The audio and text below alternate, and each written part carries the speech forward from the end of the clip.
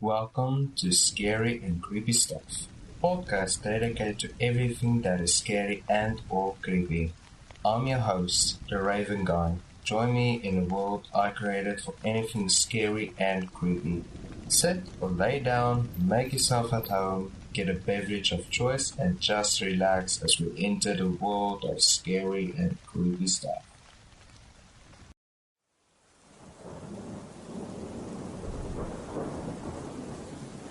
You can or cannot believe how evil some people really can be. But what happens if one person is two people and they are equally troublesome? The term evil twin is an antagonist found in many fictional genres. The twin is physically nearly identical to the protagonist, but with a radical inverted morality. One twin is always the evil twin of the other twin. The famous legend about everyone having an evil twin is not a complete fictional one. When a set of twins are born, one is always a meaner version of their twin. But what we are talking about is real life crime stories caused by both twins or just one twin. Throughout history, there are indeed multiple twins who have caused heinous crimes all around the world. Some of these duos and their crimes have happened in recent times.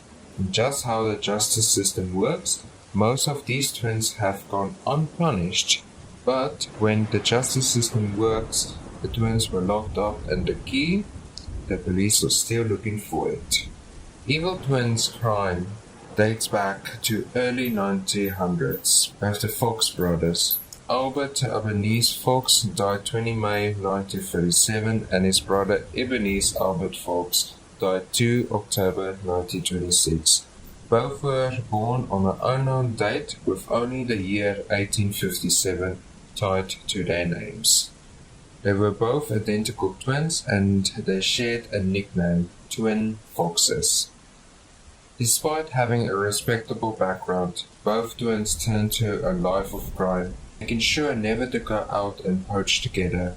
They escaped their frequent encounters with the police by providing for each other alibis, but despite this, they did spend time together in prison. This caught the attention of Sir Edward Henry. At the time, Edward was doing tests to see that twins did not share fingerprints. This made national and international news. First, twins. Twin Robert and Stephen Swarovski. Growing up in Elmira, New York in the early 1960s, twins Robert and Stephen shared a twin bond. They both always seemed to know where the other was and what he was doing. They liked to party, and they were both gymnastically gifted. They both also grew up to do multiple murders. Killer siblings tells the twisted stories of some of the most maniacal siblings in history. Whet your appetite for kin who killed with the bizarre story of the Swarovskis, who both apparently had a killer instinct that couldn't be denied. Stephen killed first. Only age 17, he killed the store owner Ronald Ripley, age 48, in Elmira in 1971. He snuck up behind the store owner and hit him over the head with a hammer, then stabbed him to death, according to local newspapers. Stephen confessed quickly to the crime once authorities caught up with him. The Star Gazette newspaper noted that the defendant had a twin brother in Charming County Jail on a parole violation. Raisin Reynolds Jr., a former Charming County District Attorney, said that Stephen admitted to killing Ripley because he made unwanted homosexual advances on him, according to Democrat and Chronicle. Ripley allegedly came after him in a homosexual way, and so he killed him by stabbing him, Reynolds told the paper. In 2005, while serving time on a later parole violation, Stephen wouldn't discuss his motive with the outlet. "I didn't talk about it," he said. If I killed someone, I killed them for a reason. That's all I know. He would spend much of the rest of his life serving various sentences for lesser crimes, including robbery and parole violations. Stephen's twin brother, in the years following the murder of Ripley, was also in and out of trouble in various correctional facilities.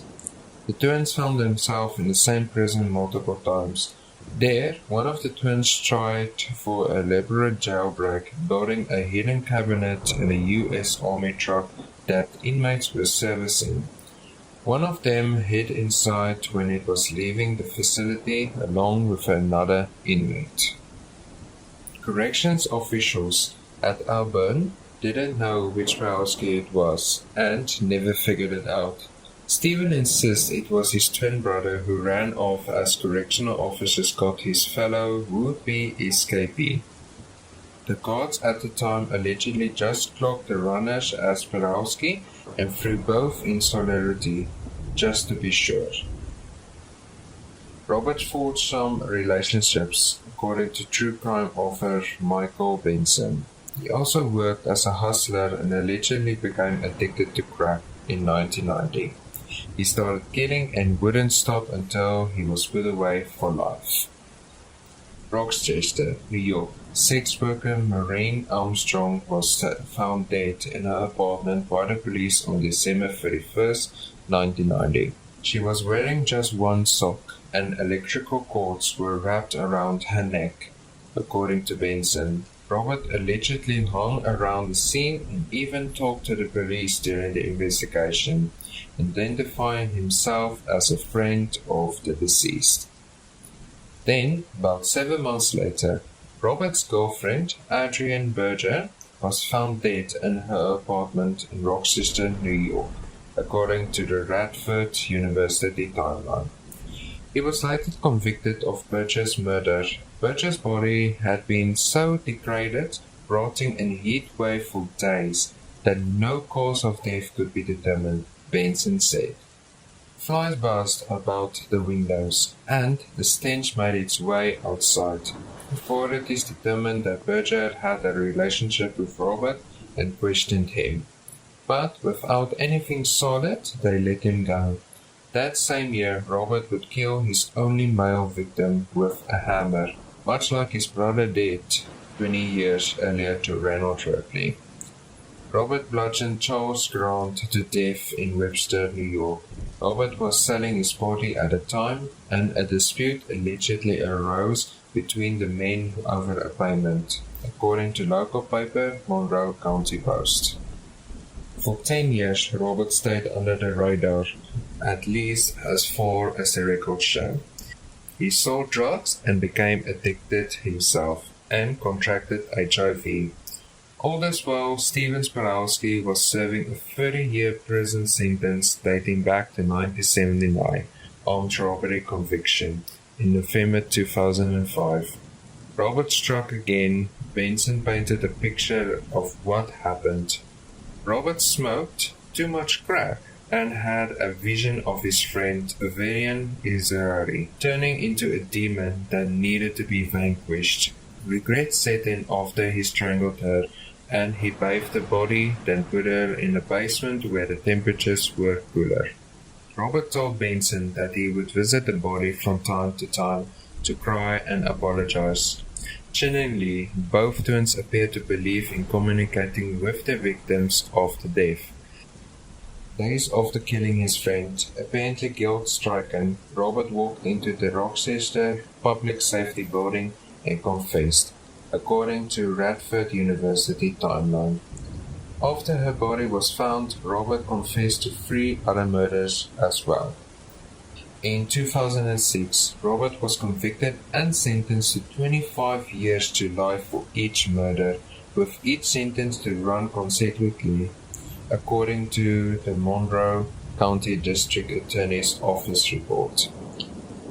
When Stephen caught wind of his twins' confession in 2005, while serving the latest in the string of sentences that made up his life since age 17, he was shocked. "I thought I was the only murderer in their family," he said in a prison interview. A guard at the Attica Correctional Facility had apparently handed Stephen a news clipping reporting that his twin had confessed to 4 murders. "He'll never see the streets again. He's gone," Stephen added. Stephen was said to be released on good behavior that year. Still, he didn't get out until 2009, and 6 months later, he tried to rob a bank. Attorney Adam G. speculated that Stephen may have been so used to prison at that point that he wanted to return. May have decided, "You know what, I just can't cut it out here. I'm gonna go back into prison." It's known as an institutional realization. It's a documented condition. As of 2016, he was out again and living in a halfway house in Elmira. Stephen didn't speculate during his prison interview as his twin's possible motives for killing 4 people. "If he killed someone, I didn't know what made him do that." Perhaps Benson, the true crime writer, got closer to understanding what went on with the more prolific Spanowski twin. Benson claimed to have enjoyed a long pen pal correspondence with Robert while he served out his 4 murder sentences at Great Meadows Correctional Facility. At one point, he asked the twin murderer how he learned to kill.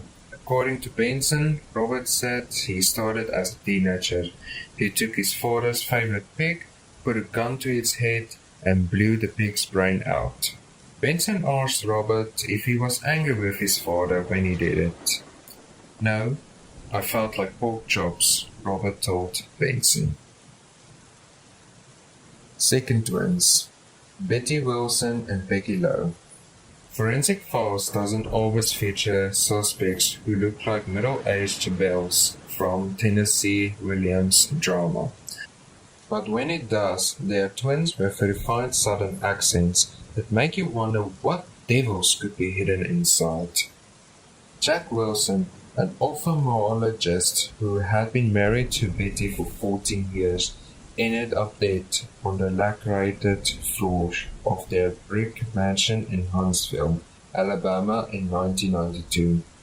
More to the story. At first, figuring out who murdered him and how it seemed like a matter of connecting a few numbered dots, but over the course of the separated trials, conflicting forensics experts, a hitman whose stories keep changing, and the pristine reputation of one of the sisters made things go askew.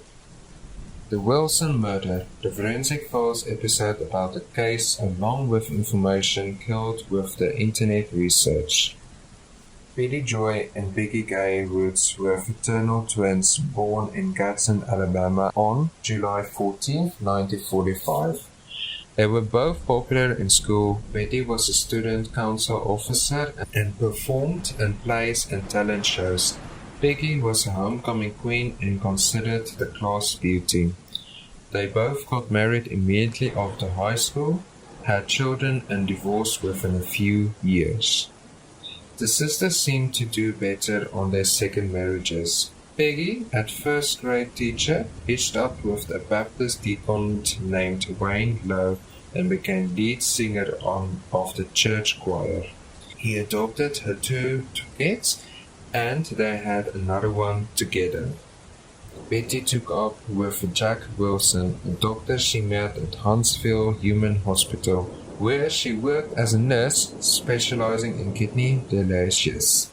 After they married, the social climbing Betty quit her job and enjoyed the perks of being an eye surgeon's wife. She wore a Rolex watch and cruised around the town in her burgundy Mercedes convertible. On May 22, 1992, Jack Wilson was looking forward to leaving on a trip to Santa Fe, New Mexico, with Betty the next day. He hoped it would rekindle his relationship with his wife, whom he still loved and would reportedly do just about anything to please. The doctor, aged 55, was generous to others as well, sometimes waiving the charges of struggling patients. They were always treated the same if they had $5 or $500,000. He treated me like a daughter. He treated everyone who worked here as a family. One of his workers told the news. His sister-in-law said he was fun to be with, sincere, kind, and didn't have a pretentious bone in his body. Betty had just returned home from the AA meeting when she discovered Jack's lifeless body in a pool of blood on a hardwood bordered by 2 Persian rugs and a pale blue wall-to-wall carpeting. A metal baseball bat was laying next to him. Betty ran to the neighbor's house and dialed 911. She sounded convincing enough on the call. At the murder scene, police couldn't find any helpful fingerprints or signs of a burglary. All of Jack's credit cards were in his wallet, and there was nothing much in his way of ransacking in the house. But investigators soon learned that things weren't exactly in order between the victim and his pretty wife. Numerous sources reported that Betty had a distaste for Jack and the surgery he had because of Crohn's disease. Witnesses would later testify about the various unkind things she said about him and to him. Another prospective motive for homicide, Jack's will left a bulk of $6.3 million estate to Betty. There was also the matter of her extra-material lifestyle. A New York daily newspaper would report later to describe her as a woman with a thriving sex life that rarely involved her husband. The AA meeting she attended regularly made a convenient hookup place, with only gossip and speculation and minimal forensic facts. However, investigators couldn't build a solid case against her. Then a police informant came forward. The tipster said that James White, a 41-year-old handyman at the elementary school where Peggy Lowe taught, had been hired to kill Jack Wilson for $5,000. White, described by a reporter as a dirty man with ungroomed hair and bad teeth, had dishonorably discharged from the military and had a record with the law. Detectives found Betty's revolver in an abandoned house next to White's trailer, as well as a library book of poetry signed out by Betty in a White's truck. He later said that Betty placed his cash advance in a book after Peggy negotiated his fee for the murder. Police arrested Peggy Lowe and Betty Wilson. Peggy got out on a $300,000 bail, but her sister was stuck in jail. The murder charges against the twin sisters made news around the country, with their smooth, acrobatic speech, tasteful wardrobes, and commercially attractive facial features. So many speculators flocked to the ensuing trials that the courthouse had to be assigned admission tickets to tame the chaos. James White made a deal with a lighter sentence in exchange for implementing Betty and Peggy, but said that he knew Peggy Lowe from the school in Vincent where he did some carpenter work. They had struck up a friendly relationship, speaking on the phone regularly. White found Peggy enchanting and wanted to win her favor. After confiding in him that she had a friend who was in a bad marriage and whose husband mistreated her, Peggy Lowe agreed to pay White $5,000 for a hit, with some of the money up front, so that he could pay off debts and help his 4 children, White said, according to court papers. White said that on the day of the murder, he hid upstairs in the Wilson's house until Jack Wilson came upstairs. But White would later claim that he had already decided not to use the gun for the murder, and then realized that he didn't want to kill him at all. Unfortunately, White testified when he encountered Jack Wilson in a hallway that there was a struggle and White beat Wilson with the bat and stabbed him twice in the abdomen. Then, he said, Betty met him outside and drove him to his truck. Police found no evidence that he had been inside Betty's vehicle. So prosecutors took what forensics they had plus Jack's testimony and threw in some character associations. After deliberating for 2 days, the jury convicted Betty of a capital murder. She received a sentence for life and without possibility of parole. 8 months later, Betty's trial, it was Peggy Lowe's turn. Prosecution alleged that the poised and proper twin was a conspirator who had hired killer James White. But Peggy Lowe's encounter with the judicial system was markedly different from her sister's modern-day stoning. First off, there was little leeway to assassinate Peggy's character. She was a happily married first-grade teacher known for her kindness towards people in need.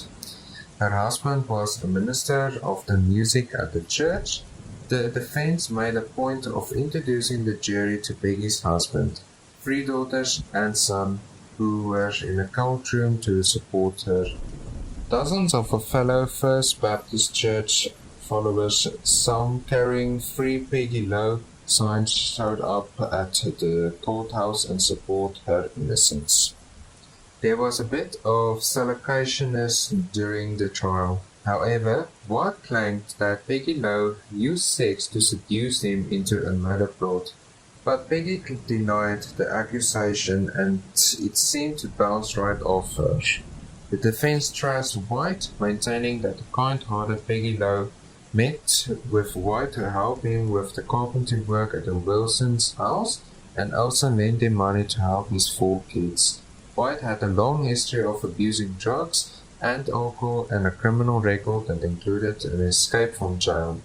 He had even attacked his own troops while serving in Vietnam and sexually abused his daughter. Peggy's defense told the jury. Oddly, at the same time, the defense made a case that White wasn't a murderer, noting that White had never actually admitted he killed Jack Wilson. His original story didn't make sense either. According to a forensic specialist who testified for the defense, because the murder weapon was probably an implement like a fireplace poker, not a baseball bat. And the defense alleged the homicide required 2 people who probably attacked Jack Wilson at the garage, beat, stabbed and strangled him, then grabbed his body, carried it upstairs, dumped it on the floor and smeared blood on the bed so that it looked like a murder weapon. The jury took less than 3 hours to return a not guilty verdict. I asked the Lord to send me a good lawyer and he did, Attorney Peggy Lowe said after the verdict. The prosecutor grumbled that trying to convict Peggy Lowe was like fighting God. After the trial, Lowe returned to her respectful life, telling a newspaper reporter she was looking forward to attending a high school football game to watch her teenage daughter, who was a cheerleader. As for Betty, she still resides behind razor wire in Julia Twelve prison, which Mother Jones magazine once named one of the 10 worst prisons in US. Betty's twin, known as Peggy Beck, after she remarried to a University of Alabama professor, was maid of honor at Betty's jailhouse wedding today in addition to the support of her newest husband. Betty has the comfort of knowing that the murderer and its aftermath didn't drive a wedge between her and her sister, even when they were both faced with prospect of Alabama's electric chair and police falsely told each of them that the other had blamed her. As for the convicted hitman James White, he later changed his story again, saying that he had never met Betty Wilson or slept with Peggy Lowe. He recontracted his claims that Lowe ensnared him in a murder-for-hire plan. He also said he blacked out during the time of the murder. He later changed his story, again, back to the original. White is up for parole considered on March 1st, 2020.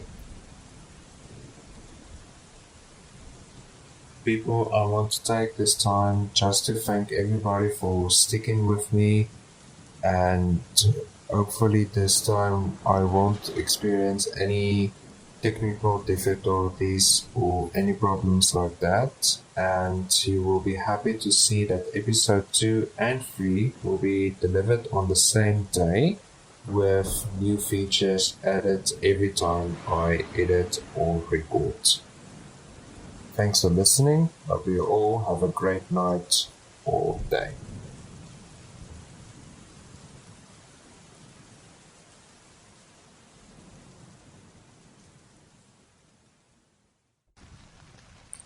Thank you so much for taking the time to listen to my podcast. Please make sure you subscribe or follow the podcast, share it with everyone you know and love. And remember, you will always be welcome in the world we created, especially for those who want to join it.